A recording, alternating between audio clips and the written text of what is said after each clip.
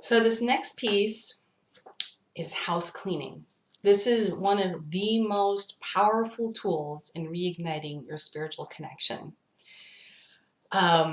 It's really looking at all of the traumas, the hurts, and what people call, it's like we can shortcut it and say our shadow, but what do we mean by that? It's like looking at past conditioning in our lives that keep us from connecting with other people and connecting to ourselves. And I mean, this, we're looking at like years and years of unwinding things. Of course, it takes a lot of time and effort to really go within and to truly know yourself, to truly understand how you're wired, how you interact with people, what your wounds are, um, and then how to handle those, work around the wounds, how to heal them.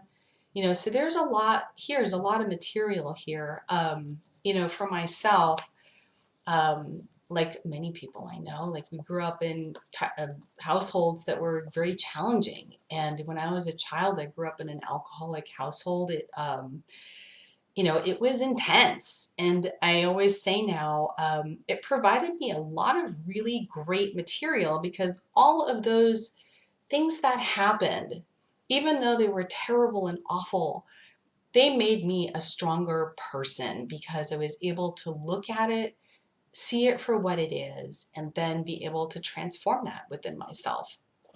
So, and I know people do this all the time, and this is work that never ends in our lives. It just never stops. So, again, this past year, great material to work with, right? A pandemic, it affects every single person on a deep, deep level. So, we have a lot of gems that we can actually mine out of the hard times. There's so much there.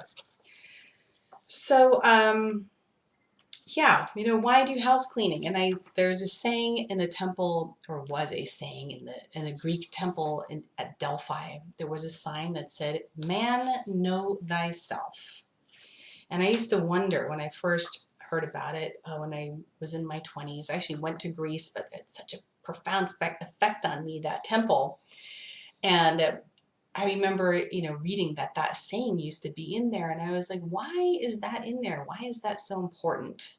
But, over time, you start to understand, these gems, they grow in you, and understanding yourself is essential. You have to understand what pieces of your personality are helping you connect in the world and which ones are actually keeping you from connecting with people and connecting with your dreams and yourself.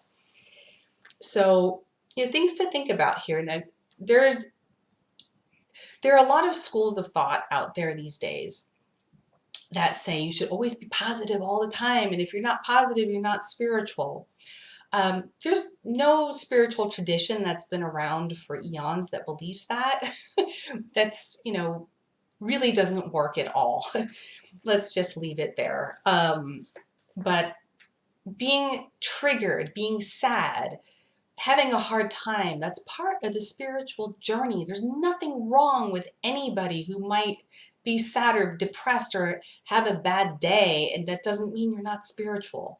It's like we are all spiritually connected, and the lessons, it's like we go in spirals and ups and downs, and I actually talk about that in the beginning of the book. So getting triggered, it's a completely human phenomenon. Really our task is that we understand ourselves enough so we know what triggers we have so we don't project those wounds onto other people and blame them for things, and have overblown reactions. That's really part of what we're doing is we're learning how to interact with the world, and every person is very, very different. So the more of this stuff we get to clear out, the more we can actually feel connected to God, the more we can, to our own version of God, right? So I remember I had a spiritual teacher who I met when I was 17. And I used to say, if I'm crazy, send me away to the loony bin. I don't understand. I'm seeing these things called auras and having dreams of the future. I must be nuts, right? And nowadays we know better than that. We know these things are much more common than I think I had thought back then. So anyway, he became my spiritual teacher. He was my therapist. And I used to say, well, teach me more, but I want to learn about remote viewing. I want to learn about honing my intuition. I want to learn about, can't I channel divine energy? And he said, no, we'll get to that. We'll get to that. And instead, he had me work on, my inner child, looking at my shadow, looking at, things in my childhood. And I remember being so annoyed that I had to do this personal development stuff. I'm like, when does the good stuff start? And, of course, now looking back, I'm like, oh, he was helping me clear the path, because you have to clear that path in order to really be able to feel that deep sense of connection, and to also quiet the voices in your mind, because then you get triggered less, and there's less for the mind to fear and to chat about all the time. So,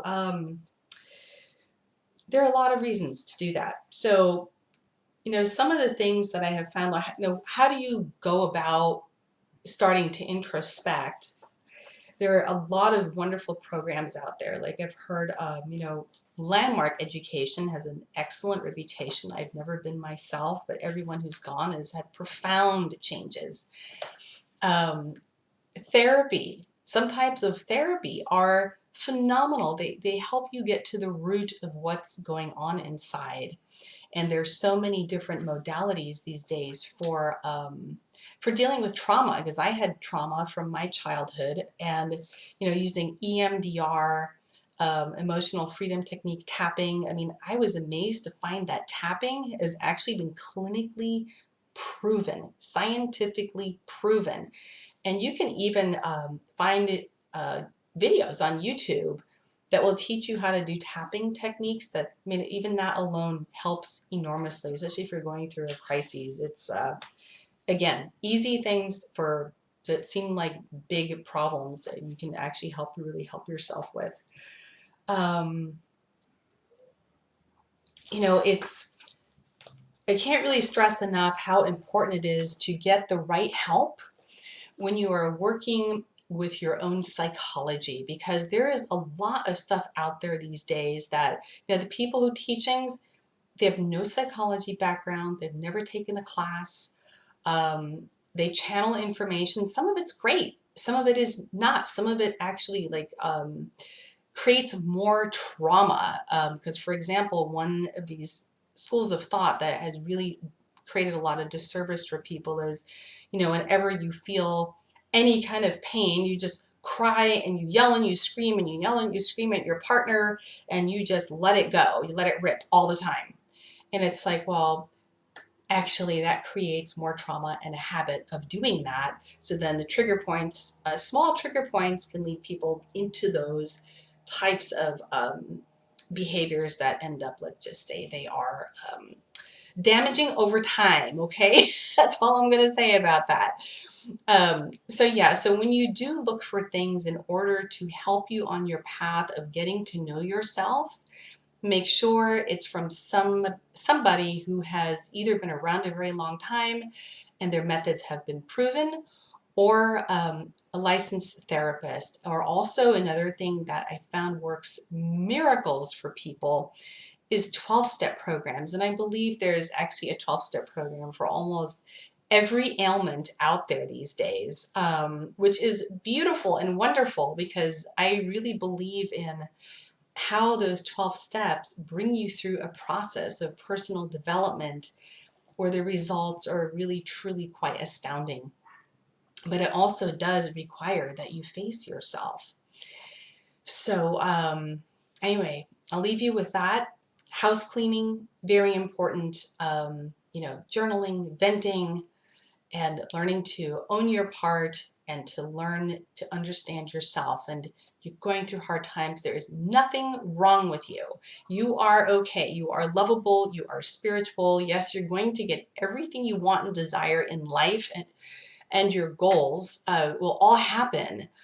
You don't have to be this positive, happy person all the time. That is such a mythology that has done so many people disservice. But anyway, lots of love on your journey today.